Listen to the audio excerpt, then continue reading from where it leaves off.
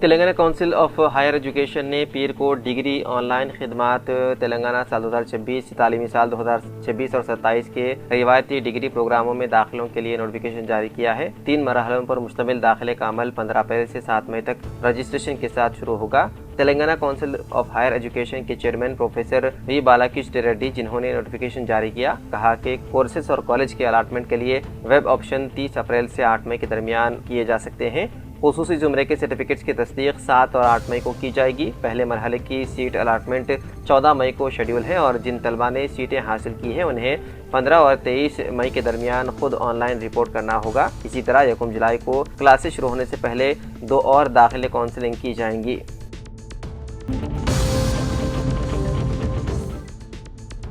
इंसान को ये मालूम नहीं होता कि मौत किस सिम से आ पहुँचे। बाद औक़ात अपनी कोई गलती ना होने के बावजूद दूसरों की गलती की भारी कीमत चुकानी पड़ती है। ऐसा एक अफसोसनाक सड़क हादसा आंध्र प्रदेश में पेश आया, जहां पर हाईकोर्ट के वकील बी श्रीनिवास राव 55 साल की जान चली गई। ये दिल दहलाने वाला वाक़या हफ्ते की शाम आंध्र प्रदेश के एनटीआर जिले के केसर टोल प्लाजा पर पेश आया।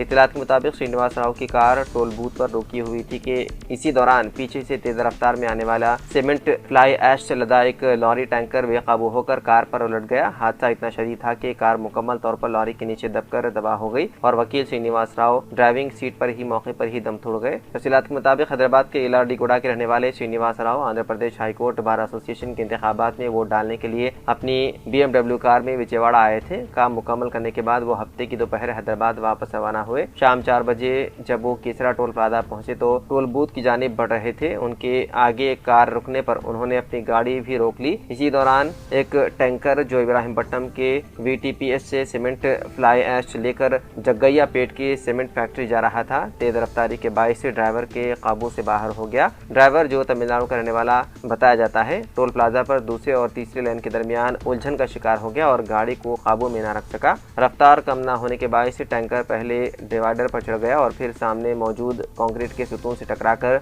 अचानक उलटकर श्रीनिवास राव की कार पर जा गिरा। तकरीबन 70 से 80 टन वजनी टैंकर के नीचे दबकर कार मुकम्मल तौर पर चकनाचूर हो गई।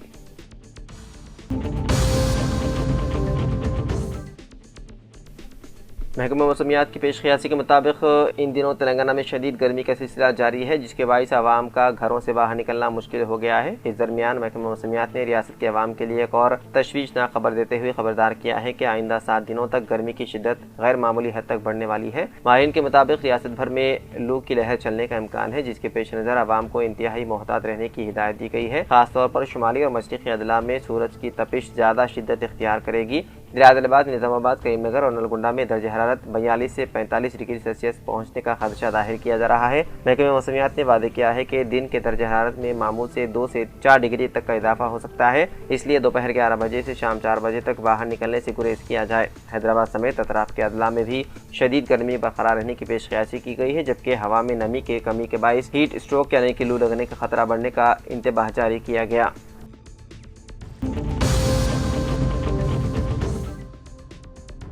तेलंगाना में कल जारी होने वाले इंटरमीडिएट इम्तिहानात के नताज में नाकामी पर दिल बर्दाश्त होकर रियासत भर में कम अज़ कम 8 तलबा ने खुदकुशी कर ली, जिससे उन खानदानों में गम की लहर दौड़ गई। तफसीलात के मुताबिक हैदराबाद के वारिसकोड़ा में 16 साल कल्याणी, नाशारा में 16 साल लक्ष्या, जिले मेदक के वेलदुर्ती मंडल के मंगलपुरती गाँव में 16 साल साईराम, आदिलाबाद जिले के उतनूर में 17 साल सौजनिया, मेदक जिले के भूतपुर मंडल के अन्ना सागर गाँव में 17 साल श्रवणी, जिले सूर्यापेट के चंदूपटला गाँव में 17 साल सौजनिया, जिले खम्मम का 16 साल अक्षंत और जिले औरंगारेड्डी के फारूक नगर गाँव में 16 साल अभय यादव ने अपनी जान ले ली। खुदकुशी करने वालों में 5 लड़कियां और 3 लड़के शामिल हैं। पुलिस के मुताबिक उन तलबा ने इंटर नताइज में नाकामी के बाइस ज़हनी दबाव और मायूसी का शिकार होकर ये इंतहाई कदम उठाया।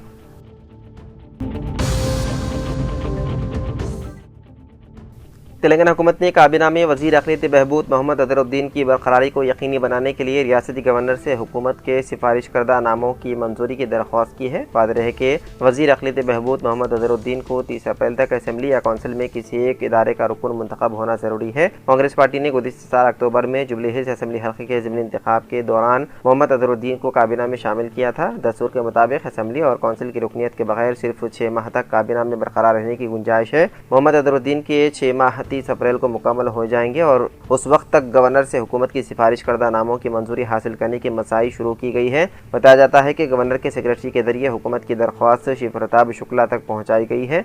तवक्को है कि हुकूमत के एक सीनियर वजीर अनकरीब गवर्नर से मुलाकात करते हुए रियासती काबीना की तरफ से गवर्नर कोटे के तहत सिफारिश करदा मोहम्मद अतरुद्दीन और प्रोफेसर कोदंडराम के नामों की मंजूरी की दरख्वास्त की जाएगी।